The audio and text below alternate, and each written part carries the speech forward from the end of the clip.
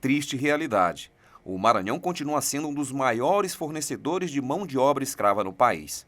A mais recente operação do Ministério Público do Trabalho no Maranhão, Polícia Federal e Superintendência Regional do Trabalho no município de Mirador, localizado no leste do Maranhão e a cerca de 500 quilômetros da capital São Luís, resgatou 23 pessoas em situação análoga à escravidão.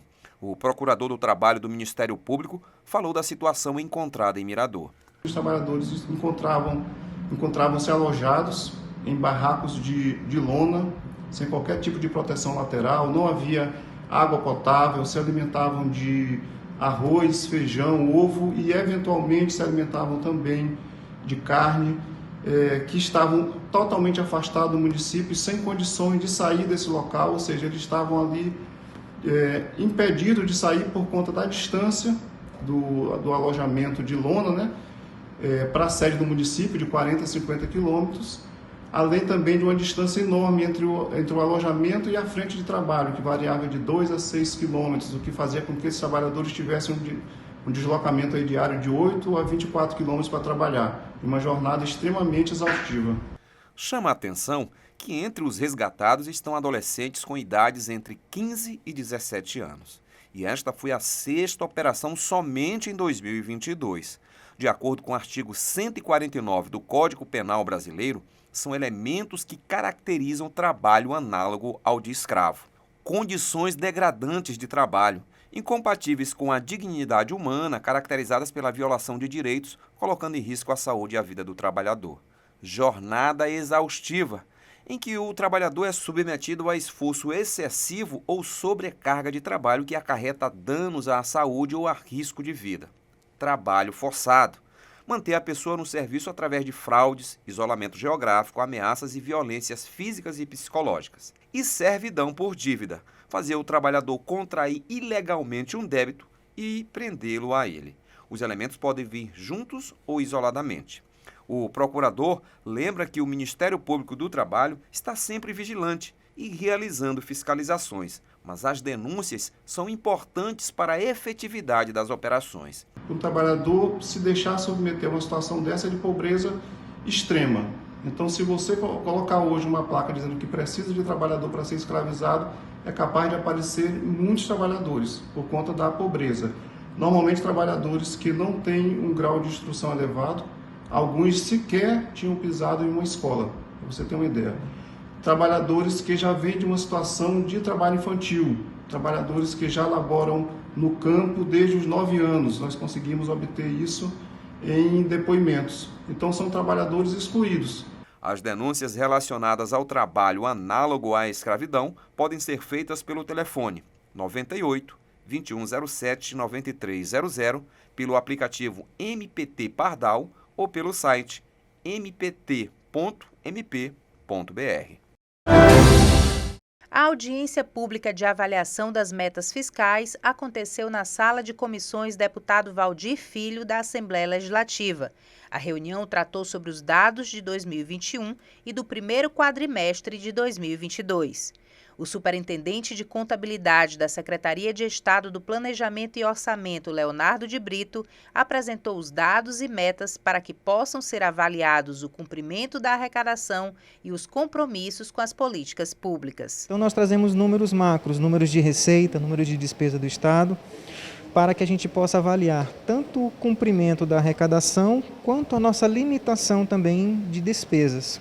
Deputados estaduais que fazem parte da comissão orçamentária tiraram dúvidas sobre a arrecadação dos impostos que não alcançou as metas, como no caso do imposto de renda. A gente aguarda que aquele comportamento da Receita volte a uma normalidade dentro daquela situação de previsão inicial.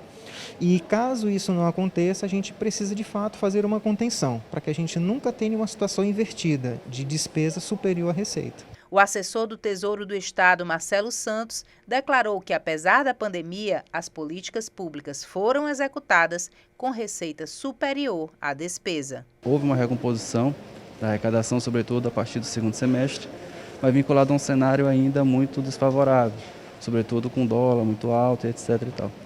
E, por outro lado, as transferências do governo federal acabou também compensando essa perda, de certa forma, né?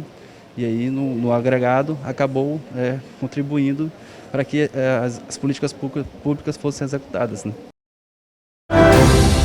A pandemia ainda não acabou, mas já dá para perceber a retomada do crescimento econômico em vários setores, entre eles o turismo. Tem muita gente aproveitando o período para conhecer outra cidade. O destino do Pedro foi a capital maranhense. Estou achando muito bonito aqui. O centro histórico é muito bonito, né? É bom conhecer a história do lugar também. Já tinha vontade de vir para São Luís? Sim, bastante curiosidade. São Luís é a porta de entrada para outros destinos. Barreirinhas e os Lençóis Maranhenses estão entre as rotas favoritas dos turistas. A gente sempre que vai para Lençóis Maranhenses, para Barreirinhas, a gente para em São Luís, porque é uma viagem puxada, inclusive, né? E aí a gente aproveita para turistar. Mas a nossa escolha tem muito a ver com a nossa próxima viagem. A gente vai visitar os Lençóis Maranhenses, é uma vontade que eu tenho, um sonho, né, de vir aqui e lá visitar. Então no final de semana a gente vai lá. O aquecimento do setor coincide com as festas juninas e as férias de julho. E também é o reflexo da flexibilização das normas sanitárias e do avanço da vacinação. A gente começou a ter um crescimento em junho do ano passado, né? Que as coisas amenizaram, a Covid diminuiu e aí a gente chama a atenção que foi a vacina, né? Que fez com que isso amenizasse mais os casos. E não há nada melhor que uma boa festa para atrair os turistas. No Maranhão são 2 meses de programação do São João. Nos primeiros 30 dias, de acordo com a Associação Brasileira de Bares e Restaurantes, houve um aumento de 40% na movimentação de clientes para o setor.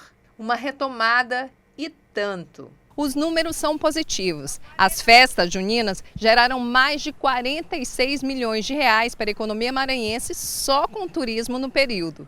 São Luís recebeu mais de 129 mil visitantes.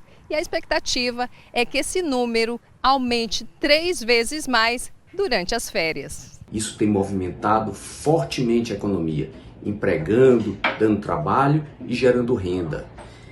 Todo o setor produtivo do turismo está ganhando muito, os hotéis lotados.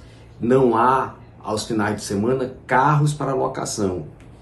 Todos estão trabalhando e ganhando, repito, e muito.